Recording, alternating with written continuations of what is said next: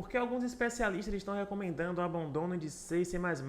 O que é esse tal conceito de memory safe que as pessoas tanto falam? Hoje você vai aprender isso aqui no canal.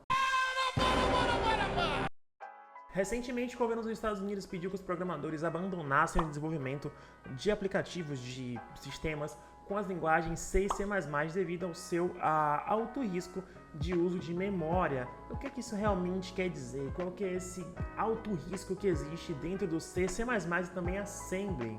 Na verdade, não existe um problema com essas linguagens. Na verdade, elas sempre foram assim. São características da linguagem que você tenha uma gestão extremamente manual da memória. Isso traz muitos pontos positivos, mas também ao mesmo tempo traz algumas questões negativas que dizem muito mais sobre como o programador envolve o software do que a linguagem em si. Mas a forma como a Assembly, C, C++ permitem que você tenha o uso extremamente livre e manual da memória, permite com que você construa facilmente programas inseguros. E é isso que eu vou mostrar para você agora. Se liga nesse código aqui em C. Tá bom? Você tá vendo algum problema nele? Ele é um código muito simples, né? A gente tem ali a função main, tem um buffer de um char, uma array de 10 caracteres, o cara digita a mensagem, a gente pega o valor, depois exibe o valor da tela e termina a execução do programa. Bastante simples, né? Você consegue identificar um problema de segurança nesse programa que é tão simples?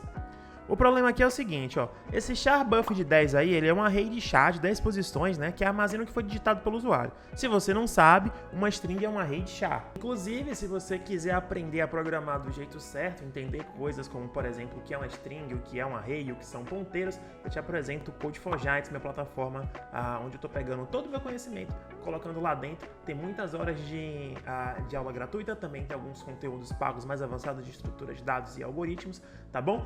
Qualquer coisa, passa lá, code4giants.com, para você aprender a programar do jeito certo. Tem muita coisa legal. A gente acabou de lançar um executor de código. Continuando, você já se perguntou o que acontece se você tentar adicionar um 11º elemento em uma array de 10 posições na sua linguagem?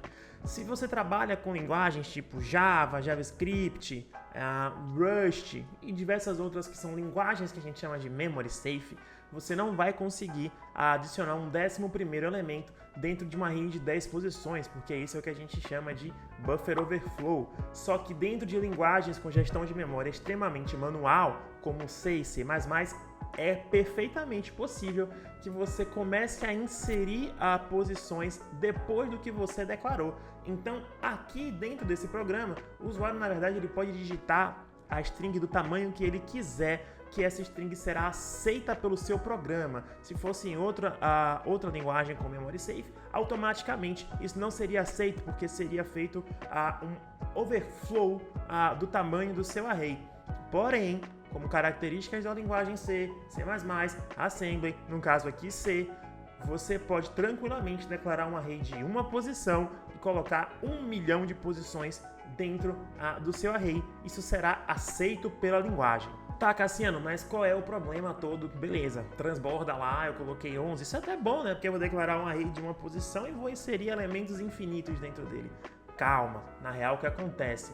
Quando você insere elementos depois do espaço que foi alocado para o seu array, você pode estar sobrescrevendo áreas do seu próprio programa, alterando valores de outras variáveis do seu próprio programa, pode estar fazendo com que o seu programa quebre, deixe de funcionar, pode estar criando bugs que você dificilmente vai conseguir resolver, e o pior de tudo, você vai estar abrindo uma grandiosíssima brecha para ataques maliciosos dentro do seu programa. Um desses ataques é o que a gente chama de buffer overflow, e com esse buffer overflow você consegue fazer muitas coisas, como por exemplo, execução de código arbitrário dentro do seu programa. E o que é essa tal execução de código arbitrário que eu tanto ouço falar? Execução de código arbitrário é quando, através do seu programa, o atacante consegue executar qualquer tipo de código que ele queira, tá bom? É uma técnica, não é simples, mas é possível. Com conhecimento correto, o usuário consegue fazer isso sim. E basicamente, por exemplo, ele poderia escalar privilégios dentro do sistema operacional através do seu programa. Isso é bastante comum, né? Por exemplo, vamos supor que você tem uma vulnerabilidade dentro do seu programa, por exemplo, dentro do seu input, e ele consegue inserir um código dentro do seu programa, que ele consegue, por exemplo, ter acesso ao bash, ao seu terminal, como root, como sudores, né? Sudo, né? Dentro do Linux são os sudores, né? São os usuários que têm acesso ao sudo, né? Então, a partir daí, por exemplo, ele conseguiria acesso total ao seu sistema operacional. Tudo porque, por exemplo, você não tratou esse input em C, C++, Assembly ou qualquer outra linguagem que não é memory safe. Um outro problema gravíssimo, que faz parte ainda dessa parte de execução de código arbitrário, é quando o atacante ele consegue executar funções dentro do seu programa que não deveriam ser chamadas sem validações. Por exemplo, imagina que você tem uma função lá, transferir dinheiro, né? E aí, para você transferir esse dinheiro, você deveria ter feito diversas validações. Se o cara tem saldo, validações de segurança, são inúmeras validações que os bancos fazem antes de permitir que você realmente transfira o dinheiro de uma conta para outra. Mas vai existir aquela função, transferir dinheiro, que realmente vai ser responsável por transferir o dinheiro. Só que ela vai estar atrás de diversas validações. Com o conhecimento correto, com a vulnerabilidade aberta, é muito difícil, mas é possível. O atacante ele conseguiria chamar essa função de enviar o dinheiro sem realmente fazer as validações. E aí, por exemplo, ele poderia transferir R$1 milhão de uma conta para outra. Isso, por exemplo, seria uma forma de realizar um ataque através do buffer overflow. Nossa, Cassiano, mas aí então lascou, não tem jeito, nunca mais vamos escrever programa em C e C++, né? Então, neste caso, o problema para você resolver é bem simples. Vou deixar o código aqui, com uma linha de código você consegue resolver esse problema. Nesse caso, basicamente, basta você verificar o tamanho da string e se ela for maior do que o tamanho do seu buffer, você ignora o restante dos dados. Pronto, o seu problema está resolvido. Mas isso foi um problema muito, muito simples e a principal questão das principais empresas, né, dos governos que usam C e C++, é porque essa validação é muito manual, você precisa manualmente fazer essa validação. E você sabe, o ser humano falha.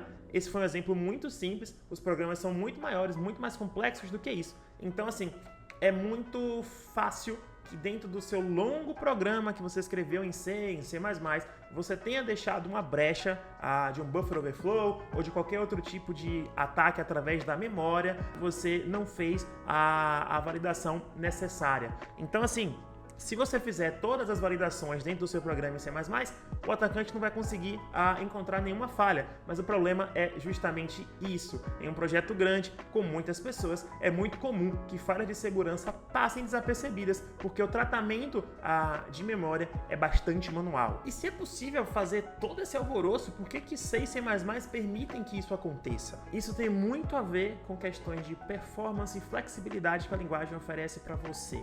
Tá bom? Você permitindo com que o usuário tenha um controle extremamente fino e delicado da memória, você consegue ganhar muito, muito em performance. E é por isso que, por exemplo, a esmagadora maioria dos seus jogos AAA que você joga são feitos em cima de C++. Porque, apesar de que a gente tem toda essa questão de segurança de memória, você pode tratar isso e no final das contas você vai ter um programa extremamente performático.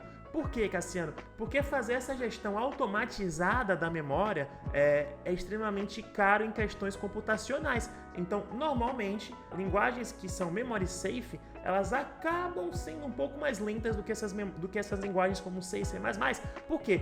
Porque linguagens memory safe não permitem que você realize certo tipo de operações que C e C++ permitem. O uso da memória é completamente livre, tá tudo liberado em C e C++, Assembly. Então, você com o conhecimento correto, você consegue fazer aplicações extremamente performáticas que dificilmente você vai conseguir fazer com outras linguagens. O controle que você tem da memória usando esse tipo de linguagem é extremamente fino, é extremamente detalhado. Você consegue inclusive mandar instruções direto para a CPU através dessas linguagens. E isso vem tanto para o bem, vem tanto para o mal, né? É uma questão de troca. Você consegue uma performance muito elevada ao troco de ser vulnerável a falhas de segurança, desde que você não trate elas. Então, para ter toda essa performance, você vai ter que ser muito mais atento ao que você coloca dentro do seu programa em C, em C++.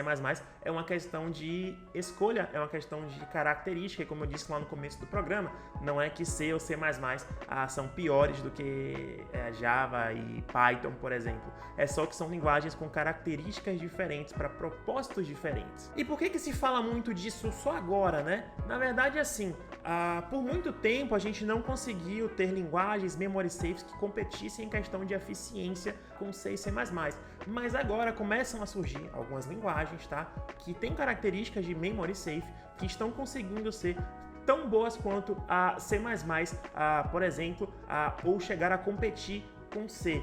Uma das principais linguagens do momento, né, queridinha dessa galera, é o Rust, que é uma linguagem de memory safe que a comunidade está abraçando bastante. Se você quiser, eu faço um vídeo te explicando por que o pessoal abraça tanto o Rust, questão de performance e tal, deixa aqui nos comentários, mas basicamente a grande diferença é que hoje a gente tem algumas linguagens surgindo que são memory safe e são performáticas nesse nível assim de C e C++, que a gente não necessariamente tinha antes. Então é isso, tentei deixar esse vídeo não tão técnico assim, simplificar muitos conceitos, mas se você quiser que eu traga um pouquinho mais a fundo, explicar, por exemplo, sobre o fluxo da memória durante a chamada de uma função e como que mais ou menos um atacante malicioso consegue inserir esse código para chamar outra função, claro que eu não vou te mostrar, não vou te ensinar a fazer isso, mas vou trazer outros conceitos um pouquinho mais legais. Se você curtir esse tipo de vídeo, comenta aí, que eu posso continuar essa saga do C e C++ e memory safe e alguns ataques à memória que é possível fazer, tá bom? No mais, muitíssimo obrigado.